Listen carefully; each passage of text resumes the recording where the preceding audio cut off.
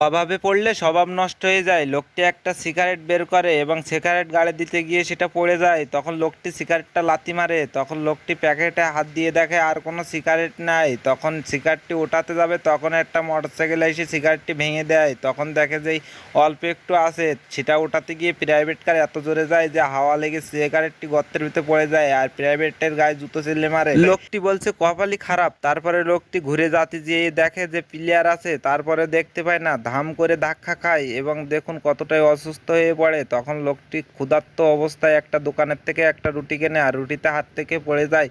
তখন এক ভাই দেখতেছে বলে সেটা আর উঠাচ্ছে না। দেখুন সে দেখতেছে যে আমার একটা সম্মান আছে। তখন লোকটি দেখুন সে দোকান থেকে আরেকটা কিনবে তাই যাচ্ছে, কিন্তু দোকানে গিয়ে পকেটে হাত দিয়ে দেখে তার কাছে যেটুকু কয় টাকা আছে তাতে একটা রুটি হবে না। তখন লোকটি ভেবে চিন্তে সেই রুটিটি ওঠাতে যায়। তখন লোকটি দেখুন আর একজন যে হাসছিল সেই রুটিটি খাচ্ছে, বলছে এই দাঁড়া আমার রুটিটি আমার দে, আমি খুব ক্ষুধার্ত, তাড়াতাড়ি দে আমাকে।